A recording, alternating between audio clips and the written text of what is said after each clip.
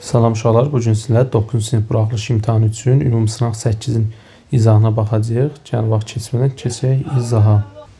Deməli, birinci sualda bizə deyir ifadəsini ixtisar edin. Deməli, birinci biz bunu açılışını yazaq. A plus B, A minus B şəklində olacaq. Müxtəsər vurma düsturudur və ən çox istifadə olunan düsturdur. Məxrəcdə plusudur A plus B. Vurulsun digər tərəfdən biz 2-ni çıxarırıq qarşıya. Qalacaq nə? A kvadratı plus 2AB plus B kvadrat. Bölünsün bir də A plus B var. Bu da bərabərdir. A plus B'lər ixtisar edəcək. Birinci tərəfdə kəsirdə qalacaq A çıxılsın B.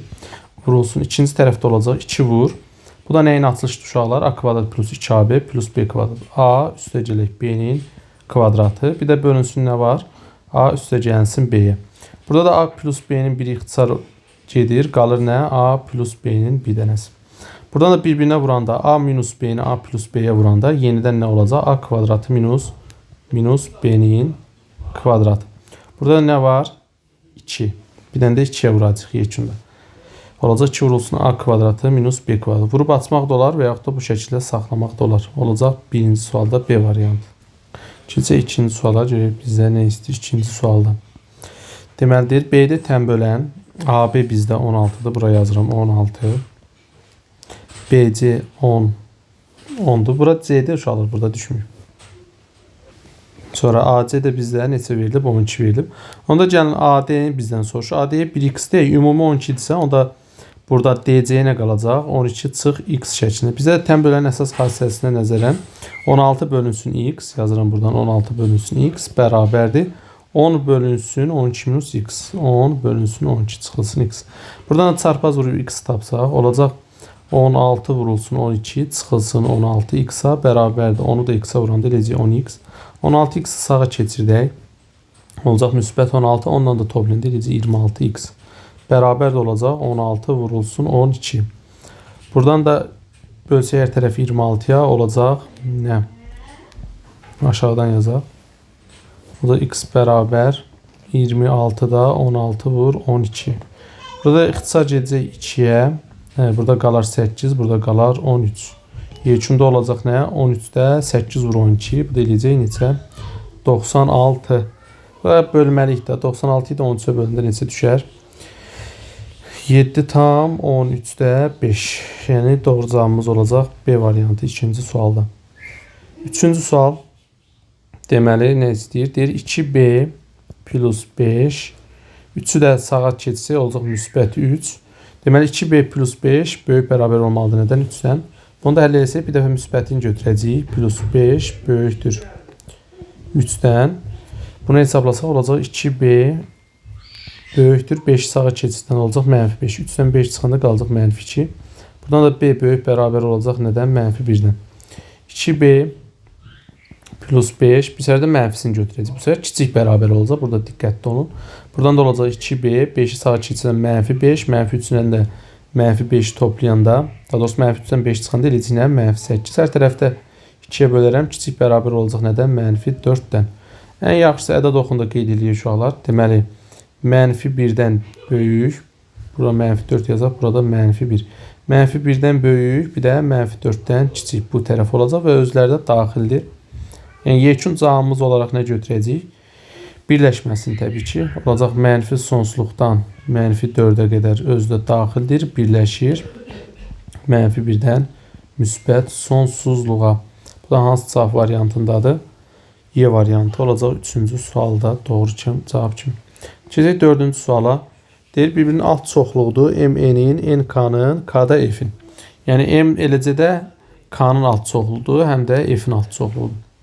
Eləcə də N həm K-nın, həm də F-in alt çoxluğudur. K-da təcə F-in alt çoxluğudur. İndi bizdə M ilə N birləşir, daha doğrusu kəsişirsə, M-in bütün elementləri N-ə daxildir. Onda ortaq olan M olacaq da.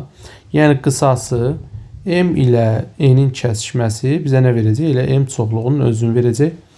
Sonra bu M verdi. Yenidən bu mötərizəni artıq açırıq. Oldu bu mötərizənin cavabı M. Sonra M yenidən birləşməlidir K ilə və kəsişməlidir F-in. M K ilə birləşməsi, M-in K ilə birləşməsi. Yəni M-in bütün elementləri dediyi eyni zamanda K-ya daxildir. Onda bunların birləşməsi artıq böyük çoxluq götürür. götürülür. Məsəl üçün buraya yazıram k, burada yazıram məsəl üçün m. M k'nın daxilində olduğu üçün artıq biz birləşmədə böyük olan götürək. Kəsişmədə isə hər ikisində olan kiçik olan çoxluq götürülür. Bir çoxluq digərinin alt çoxluğudur.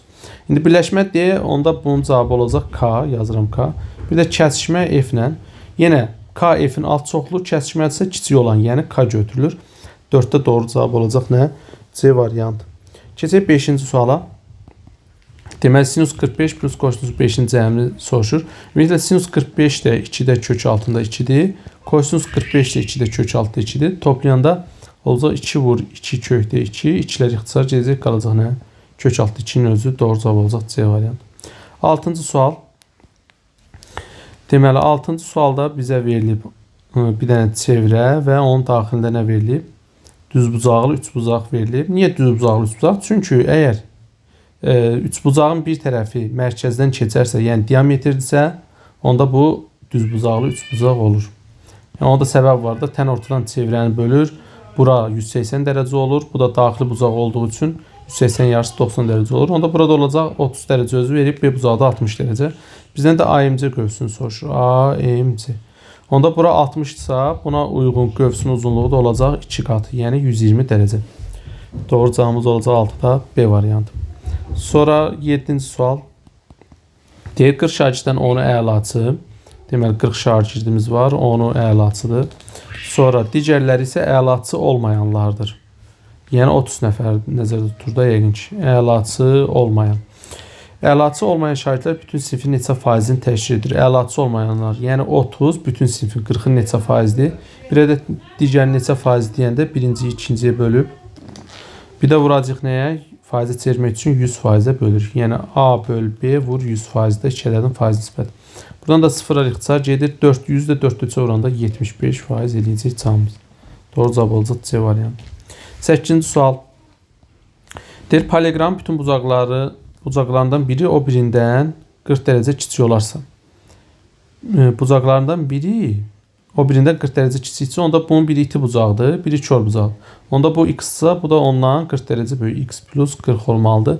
Deyir iti bucağını tapın. Onda bir iti, bir kör bucağın cəmi nəyə bərabərdir? 180 dərəcə. Toplasaq olacaq 2x plus 40 bərabər 180 dərəcə. 2x bərabər 180-dən 40 çıxanda qalacaq 140 dərəcə. Hər tərəfdə 2-yə bölündə x bərabər olur nəyə? 70 dərəcə. Yəni bizdə də iti bucaq nə idi? X 70 dərəcə oldu. 8-də oldu doğru cavab. A variantı. Sonra keçək 9-cu suala.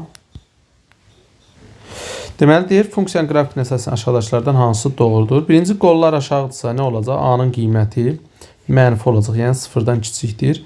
Sonra bizdə y-i mənfidə kəsib deyə sərbəst həddimiz, yəni c-miz də sıfırdan kiçik olmalıdır. İndi burada başqa bizdə nə var? Və x oxun kəsmir deyə diskriminant sıfırdan kiçik olacaq. Yəni x oxun kəsmirsə deməli funksiyanın sıfırları yoxdur, yəni kökü yoxdur. Onda kökü yoxdur nə zaman? Diskriminant sıfırdan kiçik olanda. Sonra başqa. Deməli bəs b-nin işarəsini necə tapa bilərik? B-nin işarəsi m bərabərdir. Mənfi b böl 2a düsturundan tapmaq olur.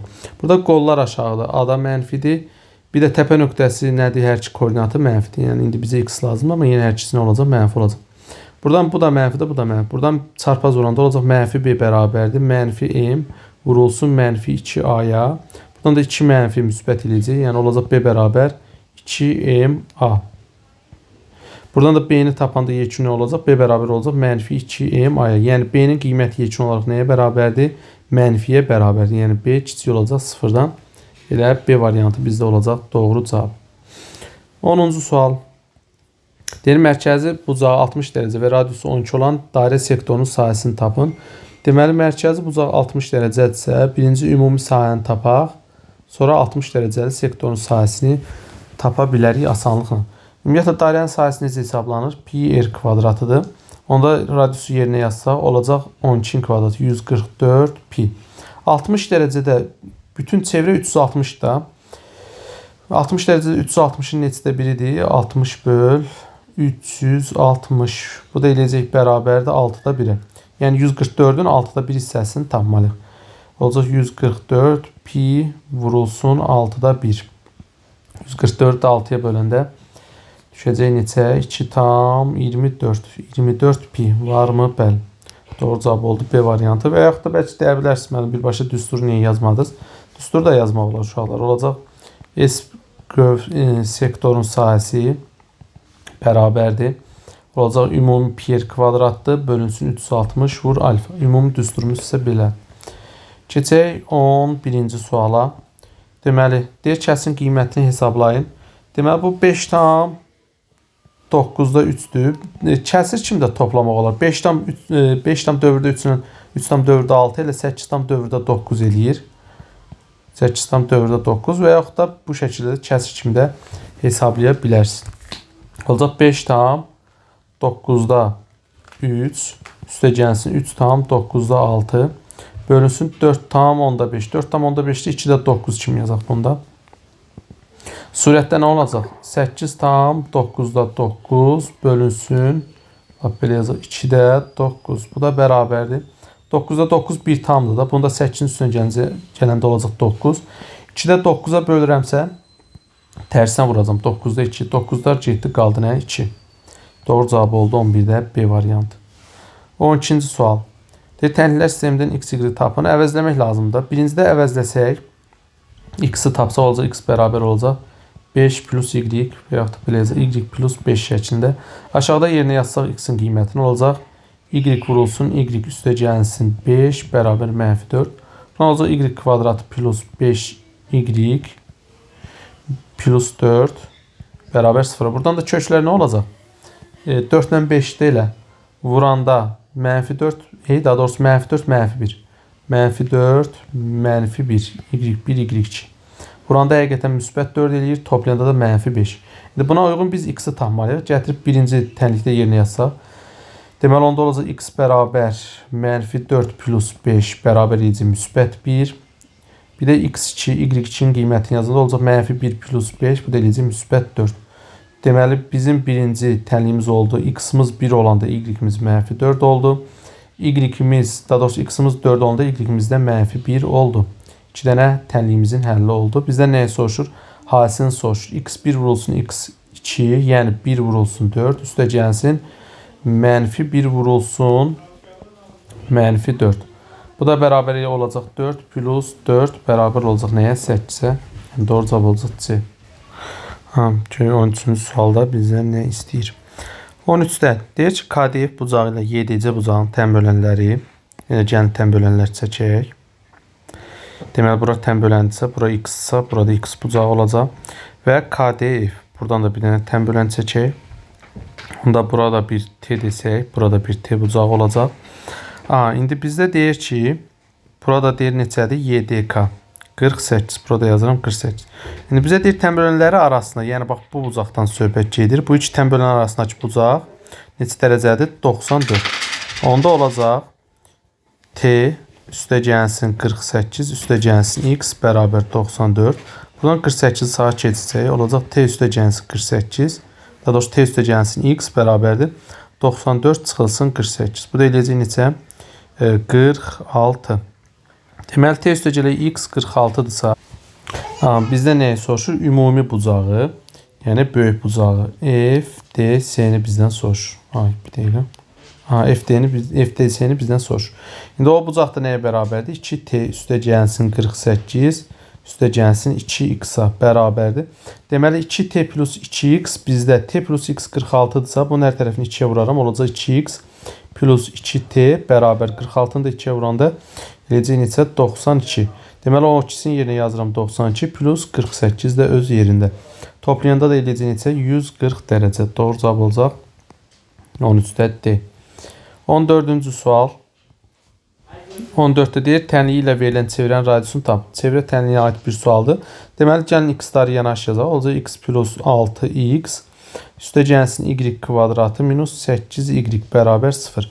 Buradan iki ədlinin cəminin kvadratı ayırsaq, olacaq. Burada altını da belə yazaq, daha asan olsun. 2 vur 3 kimi yazaq. 8 də burada 2 vur 4 kimi yazaq. Deməli, onda burada birincinin kvadratı, yəni x-in kvadratı üstə gəlir. Birinci olaraq ikincinin iki misli. İndi birinci x-sə ikinci də 3 olacaq da. 2 misli düsturun özündədir. Burada oldu. Birincinin kvadratı var. Birinci olaraq ikincinin iki misli var. Əlavə olaraq burada nə yaranır? İkincinin kvadratı yəni 9. Ona görə çıx 9 yazıram ki, buradakına bərabər olsun. Üstə gələk. Burada da iki ədlinin daha doğrusu bir ədlilərin fərqinin kvadratına gətirməliyik. Deməli burada da olacaq nə? Birincinin kvadratı, yəni y-in kvadratı çıxılsın. Birinci olaraq ikincinin ikimizdir. Birincimiz y-dirsə, ikincimiz artıq nə olacaq? 4-dür. Yenə dediyim kimi 2 düsturun özündədir. Deməli burada olacaq bu şəkil. Birincinin kvadratı var, birinci olaraq ikincinin ikimizli var. Bir də burada nə yaranacaq? Artıq plus 16. Ona görə minus 16 yazıram ki, yuxarıdakı ifadəyə bərabər olsun. Buradan da çıx 9-dan çıx 16-yı sağa keçirdirəm. Olacaq x plus 3-ün kvadratı üstə gəlsin y minus 4-ün kvadratı. 9-dan 16 eləyəcək neçə cəmi 25. Bizdən nəyə soruşur? Radiusu tapın. Bizim düsturumuz necədir? X minus a-nın kvadratı üstə gələk y minus b-nin kvadratı bərabər r kvadratına. Deməli burada 25 nəyə bərabərdir? R kvadratına. R kvadratı 25 isə onda r-imiz nəyə bərabər olacaq? 5-ə. Yəni doğru cavabımız olacaq 14-də C variantı. 15-ci sual. Deyir tərəfləri tam ədədlər olan düzbucağının diaqonalı 13 olarsa bu düzbucağının tərəfləri aşağıdakılardan hansı olar? Deməli düzbucaqlıdır. Diaqonal 13-dürsə, təbii ki burada düzbucaqlı üçbucaq yaranır. 5, 12, 13. Yəni doğru cavabımız var. 5, 12 olacaq da. Yəni katetlər doğru cavab olacaq. A variantı. Keçək sonra 16-cı suala. Deyir, ədədin tək natural bölənlərinin sayını tapın. Deməli, 16-cı sualda tək natural qiymət bölənləri tapanda ümumiyyətlə burada nə olmaz? Cüt ədəd olmaz. Yalnız tək ədədlər olmalıdır. Deməli, onda 2-ni buradan atsaq, qalacaq nə? 3-ün kvadratı vurulsun 5-in kvadratı. Natural bölənlər necə tapılır? Qüvvətlərin üzərinə 1 gəlinir və bir-birinə vurulur. Bu da eləyəcək 3 vurulsun 3 bərabər 9-a. Burada əgər cüt bölənlərin sayı sorursaydı, o burada 2-nin birini götürəcəydik, qalacaqdı 2 üstü 2, sonra hesablayacaqdı. O da cüt bölənlərin sayı olur. 17. Deyir, ölçüləri 2, 3, 6 olan düzbucaqlı paralelepipedin tam səthin sayısı. Tam səthin sayısı S tam bərabərdir 2 vurulsun. Hər bir üzü bir-birinə vurub sayısını tapmalıdır. Çünki hər bir üzdən 2 dənə. Olacaq 2 vurulsun 3, üstə gəlsin 3 vur 6, üstə gəlsin 2 vur 6. Bu da bərabər olacaq 2 vurulsun. Bu eləyəcək 6, üstə gəlsin 18, üstə gələk 12. Bu da bərabər. Toplayanda eləyəcək 36. Bir dənə də vur 2 var. Eləyəcək 72. Bizim doğru cavabımız. Buradan da yazaq 72. Keçək 18-ci suala. 18-də. Deməli 5 minus 2-nin tərsi ilə. Tərsi nədir? Məxrəcə düşməlidir. Olacaq kök altında 5 çıxılsın 2 şəklində. Bir də kök altında 5 minus 20 ədədin kəsr hissəsi. Biz ədədin kəsr hissəsini necə tapırıq? Ədədin özündən tam hissəni çıxırdıq. Bunun tam hissəsi təqribən nəyə bərabər olacaq? 5-dən çıxır 2 tam, 10-da 2 olsun, çıxılsın 20. Bu da bərabər eləyəcək neçə? 17 tam, 10-da 8, təbii ki mənfi. Bunda tam hissəsini artıq mənfilərdə bir vahid böyük götürürdük. 17-ni keçibdik. 10 mənfi 18 olacaq.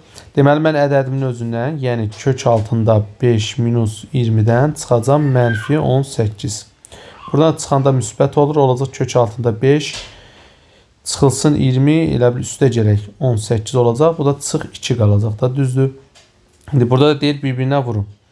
Deməli, bunun kəsr hissəsi oldu nə? Kök altında 5 çıxılsın 2 elə. Bunlar ixtisar gələcək, qalacaq nə? 1-in özü. 19-cu sual. Deyir, Əli eyni bir işi Davuddan 3 dəfə tez yerinə yetirir. Məsəl üçün, Əli götürək 1x, Davud da götürək 3x. 3 dəfə tez yerinə yetirir. Deməli, onlar birlikdə bu işi 36 saata görərsə Davud. Onda birlikdə görürlərsə olacaq x-da 1, üstə gəlsin 3x-da 1, bərabər nə? 36-da 1. Buradan da ortaq məxrəc eləsək, kvadrat tənliyi alınacaq deyəsən. Olacaq 3x kvadratında 3x plus x bərabərdir 36-da 1. Buradan da çarpaz vuranda olacaq nə? 3x kvadratı bərabər. Burada 4x alınır. Onda 36-ya vuranda olacaq neçə? 144x-a. Bunda keçirdək sol tərəfə. Olacaq 3x kvadratı. 3x kvadrat çıxılsın 144x bərabər 0. Buradan deyəsən 3x-i çıxarda bilərik də. 3x-i çıxardanda nə qalacaq? X çıxılsın 144 də 3-ə böləndə neçə düşər? 48. Bəli, 48. Bu da bərabər 0-a. Ayrı-ayrı hər birini 0-a bərabər götürürük. 3x bərabər 0-dırsa x-imiz bərabər 0 olacaq. Bir də x minus 48 0-dırsa x-imiz də bərabər olacaq nəyə? 48-ə. Deyir, Davud bu işin yarısını neçə günə görər? Deməli, Davud x-imiz 48 oldusa, Davud 3x idi. Olacaq 3 vur 48. Bu da edəcək neçə? 144 saat. 144 saatda bölməlik nəyə? Yenidən günə çevirmək üçün 144 saatı böləcəm 24-ə. Deməli, 24-ə böləndə bir gündə, çünki bir sutkada 24 saat. 24-ə böləndə neçə düşəcək? 6. Deməli, Davud normalda bir işi neçə günə görür? 6 günə. İndi bizə deyir işin yarısını. Bir tam işi 6 günə görürsə, işin yarısında neçə günə görəcək? 3 günə. Olacaq cavabımız 19-da 3. Keçək 20-ci suala. Deyir, oxşarlıq əmsalı, yəni K bərabər 2,5 olarsa, deyir, olan iki fiqurdan kiçiyinin perimetri 18. Yəni, biz dedik, oxşarlıq əmsalına bərabərdir, amma sahələrin nisbət olanda kvadratına bərabər olur. İndi kiçiyinin perimetri 18 isə, indi burada böyüyü kiçiyə bölüb 2,1-dən böyüyü alıb da, kiçiyi böyüyə bölsə, onda 0 tam neçə alınır. Deməli, böyüyü kiçiyə bölübsə, böyüyün də perimetrini kiçiyin perimetrinə böləcək, yəni 18-ə bərabər olmalıdır K-ya, yəni 2,5-ə. Buradan da P bərabər olacaq. 18-də 2,5-ə vuranda eləyəcək 36, 45. Yekun cavabımız 45 olacaq. Böyüyün perimetri. 21-ci sual. Deməli, deyir, dəmir pulu 4 dəfə atdıqda yarana biləcək neçə mümkün hal var? Deməli, hər üzündə hər dəfə atanda 2 hal olur da. Sonra yenə atsaq 2 hal olacaq, yenə atsaq 2 hal olacaq, yenə. Yəni 4 dəfə atsaq hər birində 2 hal olur. 2 vur 2 vur 2 edəcək neçə? 16. Ola bilər deyərsiniz ki, mən bunları niyə bir-birinə vururuq? Məsəl üçün niyə toplamırıq? Ümumiyyətlə bunları hər zaman biz vurmalıyıq bir-birinə. Məsələn, zəri atanda. Bunlar ümumiyyətlə eyni zamanda baş verir. Daha doğrusu, yəni eyni zamanda yox. Yəni, müxtəlif vaxtlarda ola bilər. Sadəcə bir-birindən asılı deyil. Ona görə hər dəfə biz bir-birinə vuruq. Məsəl üçün, sən dəmir pulu atdın bir dəfə, 2 hal var, bir də atırsansa o birincidən asılı deyil ki, və yaxud da zəri atanda bir-birlərindən asılı deyil ki, orada düşən rəqəmlər. Yəni, hər biri sərbəstdir, 1-dən 6-ya qədər hər hansı bir ədəd düşə bilir. Ona görə hər dəfə neçə hal varsa bir-birinə vurulur, bir-birindən asılı olmadığı üçün. 22-ci sual. Deyir, bizdə x plus 2y tapın. Deməli, alt-alta toplayırıq. Birinci ilk öncə yazıram buradan 9 kiçikdir x kiçikdir 13. Burada 2y olduğu üçün bu y-in hər tərəfini 2-yə vuram. Olacaq 8 kiçikdir 2y. Bu da kiçikdir 14. Alt-alta da toplayacaq. 9 ilə 8 toplayanda eləyəcək 17 kiçikdir x üstə gəlsin 2y. O da kiçikdir 13 ilə 14 toplayanda eləyəcək 27. Deməli, bizdə hansı aralıqdadır? Cəmini qiymətləndirin 17 ilə 27 aralığında və bunların özləri də daxil deyil. 23-cü sual. Deməli, biz burada iki ifadənin cəminin kvadrat kimi yazmalıyıq mütləq şəkildə. Olacaq kök altında 4-cü dərəcədən. Burada 2 vurulsun, belə yazmaq olar da 2 vurulsun 2 kök altında 7 kimi. 4 vur kök altında 7-ni 2 vur 2 kökdə 7 kimi yazmaq olar. Onda deməli, burada birinci 2 vur misalın özündədir. Bu 2 ilə bu kökdə 7 də nə olacaq? Bizim ədədlər olacaq. Kök altında 2 plus, daha doğrusu 2 plus kök altında 7-nin kvadratı. Həqiqətən 2-nin kvadratı, bir də eləyir 4, 7-nin kvadratı, kök altında 7-nin kvadratı 7 eləyir. Cəmi toplamda 11 eləyəcək. Bir də üstə gələk 1-ci vura 2-cinin ikimiz. Yəni 2 vurulsun 7, vurulsun 2 eləyəcək nə? 4 kök altında 7 həqiqətən bizim misal verir. Buradan da sadələşdirsək, kvadratla bu dərəcə 2-yə bölsək, olacaq ikinci dərəcədən kökün altında, kök altında 7 plus 2 şəklində. Biz də bunu nəyə vurmalıyıq? Bir dənə də kənarda nə var? Kök altında, kökdə 7 çıx 2 var. Bunlar da hər biri ikinci dərəcədən kökün altında, yəni bir kökdə yaza bilərəm də. Olacaq kökün altında, kök altında 7 plus 2, bir də vurulsun kök altında 7 minus 2-yə. Bunları da bir-birinə vuranda a plus b, a minus b kimi təsəvvür edəsək, olacaq a kvadrat çıx b kvadrat. Kökdə 7-nin kvadratı 7 eləyəcək, çıxılsın 2-nin kvadratı eləyir 4. Bu da bərabərdir. 7-dən də 4 çıxanda nə qalacaq? Kök altında 3, yəni olacaq bizim cavabımız yekunda kökdə 3. Keçək 24-cü suala. Deyir, sinifdə 25 şagirddən 12-si riyaziyyat, 17-si fizika, 9 isə hər iki dərnəkdə iştirak edir. Ən yaxşısı Eyler-Venn diaqram çəkməkdir. Riyaziyyat, deməli, bir də fizika idi. Bəli, riyaziyyat, fizika. Deməli, birinci yadınızda saxlayın, çalışın hər zaman kəsişməsini yazın. Deyir, 9-u hər iki dərnəyə gedir. Bura yazıram 9. Riyaziyyata gedən neçə nəfərdir? 12 nəfər. 12-sindən 9-u buradadırsa, onda buraya yalnız riyaziyyata gedən 3 nəfərdir. 17-si fizikaya gedirsə, 9-u buradadırsa, deməli, yalnız fizikaya gedən 8 nəfər də buradadır. Yenə cəmi eləyir 17. İndi deyir, seçilən bir şagirdin dərnəklərin heç birində iştirak etməməsi ehtimalını tapın. Ümumiyyətlə, gəlin birisi tapaq ki, nə qədər cəmi şagird iştirak edir? 3 plus 9 plus 8. Bu da eləyəcək neçə? 20. 20 eləyir də, bəli. Deməli, 20 nəfər iştirak edir. Sinifdə cəmi neçə şagird vardı? 25. 25-dən çıxaram 20, qalar 5. Deməli, 5 nəfəri heç bir dərnəyə getmir. Yəni, təbbəldir. İndi bizdən nəyi soruşur? Deyir, iştirak etməməsi ehtimalı. Deməli, məndə mümkün halların sayı nə qədərdir? 25 dənədir. 25 şagird var.